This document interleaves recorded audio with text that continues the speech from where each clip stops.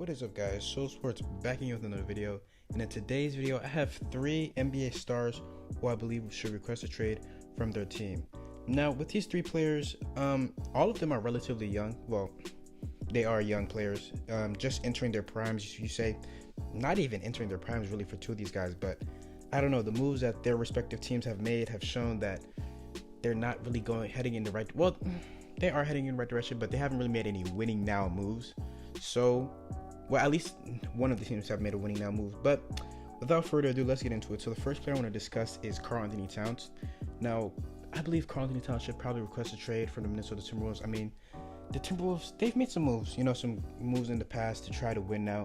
When talking about trading Zach LaVine, Chris Dunn, Lauri Markkanen for Jimmy Butler. Obviously, back then you would say it's a good trade, but in hindsight, what we see now, obviously that trade didn't end up working out. But for me personally, I just feel like they shouldn't have made the trade in the beginning. Now, it might be sounding cliche, like, oh, you're seeing what happened now, so you're just going to say that they shouldn't have made the trade because, you want to be right or whatever. But looking back at it, Zach LaVine was coming off. Okay, let me just talk about the good and the bad of the trade when it first happened. People were saying, it's a W, it's a great trade because Zach LaVine, he was just a scorer. He was looked at as maybe a scorer on a bad team. And, he had just come off tearing his ACL and his contract was due. So, I mean, it kind of made sense to put him in the package with Chris Dunn, who had a horrible rookie season. And that 9th pick ended up being Lauri Markkanen. Nobody thought Lauri Markkanen was going to end up being the player that he is. But now that I think about it, that trade at the beginning, at the time, was kind of a dub for the Minnesota Timberwolves. But as you know, it didn't work out. And Zach LaVine is turning into an all-star. Chris Dunn is still a serviceable backup, but he had, made a great jump from his rookie season. And Lauri Markkanen looks like he's going to be an amazing player for the Chicago Bulls. So, looking at it now, that was a bad trade. But even at the when it was first made, trading for a 27-year-old Jimmy Butler is just going to, fast track the growth of what Karl-Anthony Towns was doing. I know Karl-Anthony Towns was coming off of a 25-12 season, but I don't know. Personally, I don't think you should have made that trade because, as I said earlier, some of these guys are entering their prime, but Karl-Anthony Towns is a guy who is not in his prime yet. Your prime years are when you're like age 25 or 26 to like age 31 or 32. That's your prime years. Karl-Anthony Towns is not there yet. Andrew Wiggins is not there yet. Andrew Wiggins was just coming off a fantastic season when they had traded for Jimmy Butler, but you look at the Jimmy Butler trade now, you see how it's kind of ruined the team. Karl-Anthony Towns, obviously his stats dip down. When you're getting an all-star, your stats will probably dip down, but just the chemistry of the team was horrible. They, just barely made the playoffs, but ended up losing in 5, I believe, or 4. So, it wasn't really worth it.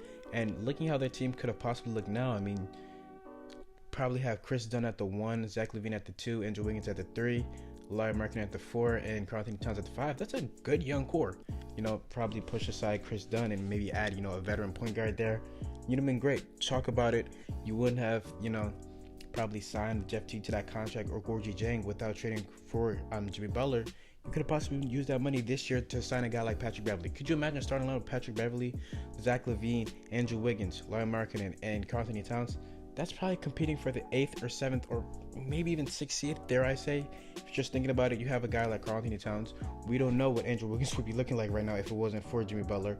I mean, you could say that Andrew Wiggins signing his contract was reason said that he has not improved. But I think Jimmy Butler has a lot to do with that also. So maybe he could be a 26 point per game right now if it wasn't for Andrew Wiggins. I mean, excuse me, if it wasn't for Jimmy Butler. We don't know, but yeah, all in all, I mean, just the terrible moves they made besides trading for Jimmy Butler. I mean, okay, I don't want to call trading for Jimmy Butler a terrible move because it really wasn't terrible when you look at it, but it's just a move that didn't work out. Let's just say that. But I mean, signing Jeff Teague to a huge contract, did they even sign him? I think they did. Or no, they traded from the Indiana Pacers, I'm pretty sure. Giving Gorgui Dieng that extension that looks bad now. They made some good moves trading for Robert Covington. I like that. That was a good move for them. But the way their team is constructed now and how the draft went, drafting Jared Culver over Kobe White, I don't know if I like that move at all. I mean, now it's strange because what do you do now? Are you going to play Jared Culver at the 2 or the 3? And then where do you put Wiggins in that scenario? So they got some moving around to do, but I feel like they should trade. They shouldn't trade. I feel like Karl-Anthony Towns should request a trade because, I don't know, the Timberwolves haven't shown me that, they're willing to. I can't even say they're not willing to win because they did make that trade, but besides that, they just haven't really done anything. And looking at their future, I don't know if it's a bright one. You still have the contracts of Jeff Teague and Gorgie Jang to get off. And then Jarrett Culver, hopefully he can become something. Andrew Wiggins, you're hoping that he can get back to his former self. So a lot of ifs, but we'll see what turns out. But if I'm Karl-Anthony Towns after this season, if nothing good happens, I'm probably requesting. But yeah, next player I'm going to talk about is Bradley Beal. I'm just going to talk about this guy quickly. The Wizards have nothing going for them at all. Drafted Roy Hachimura, but he's an if. He's very raw. And besides him, there's nothing on this team that, shows that we're winning. John Wall tore his Achilles, probably won't play all this year, and then when he comes back, he 100% will not be the same player. He's a guy who his game is centered around playmaking, and a large chunk of it is centered around athleticism and being explosive and getting to the rim and being quick, and that's all going to diminish with that Achilles injury. So yeah, I don't think John Wall will come back the same. But then again, as Bradley Beal, you're wasting your prime years in Washington. Request a trade. Go to a team that wants to win now. You could be that final piece to a team that is looking to possibly get over the hump. Dare I say, maybe the Sacramento Kings, if you're packaging a deal of like Buddy Hield, multiple picks, maybe even, some other guys to fill cap or something. I don't even know if they would do that if I'm the Wizards, but maybe that is if, Bradley Beal's requesting a trade. I think he's a free agent in 2 seasons, so yeah, you got to get something on that. The Heat was a team that was mentioned a lot. If you're the Wizards, I think you do that trade if they're willing to take on John Wall 100%. But yeah, I just want to talk about that quick because he's always been in trade. He's already been in trade discussions. So yeah. But the last player I want to talk about is probably the biggest one on this list. The first two were, Karl-Anthony Towns, I would say is kind of a reach there. Bradley Beal, though, I don't know. I mean, he said he wants to stay, but I think that was probably a given. But this last guy, he's been talked about recently as he should request a trade, and that guy is Devin Booker. Now, I've talked about the Suns many times and how just poor and horrendous their management is. I mean, you just talk about their recent... Let's just talk about... We don't have to go back to their history. We can just talk about what has happened since Devin Booker has been drafted. So, Devin Booker was drafted. Great draft pick. Amazing. You draft Marquise Chris and Dragan Bender in the same draft when you could have had a guy like Jamal Murray. That condom would have been great for the future. You have a chance to trade for Kyrie Irving. The deal is set. The Cavs want Eric Bledsoe and the 4th overall pick, who more than likely the Cavs would have used to select Josh Jackson. And you say no to that, and now Eric Bledsoe and Josh Jackson are both no longer on the team. You have a chance to select De'Aaron Fox, but instead with the 4th pick, you choose a guy of Josh Jackson who has not really shown anything well. He can show he's a good 3D guy, but draft bust in my eyes. I mean, he's no longer on the team. You traded him away for basically nothing. And now, 2018 draft, you had a good draft, okay? You draft DeAndre Ayton. Good player in my opinion. I think he'll be a solid guy, but you could have drafted a guy like Luka Doncic, who looks like he's going to be a generational talent. So, yeah, 2019, I don't even want to put into words I don't even know what they were doing. You trade away TJ Warren, who's your second best scorer behind Devin Booker, for literally nothing. You trade up. Did they trade up? No, you trade down, okay?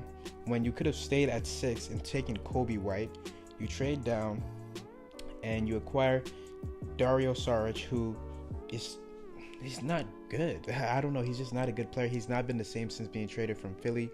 He's been very inefficient. He's a horrible defender. And then you draft Cameron Johnson, who, if you traded back again to like the 20s, would have definitely been available. I mean, Cameron Johnson is older than Devin Booker. That just goes to show the incompetence of this management. They have no idea what they're doing. And then, icing on the cake, you give Ricky Rubio $17 million. What? But all these horrible moves just go to show why, if I'm Devin Booker, I want to get out of there.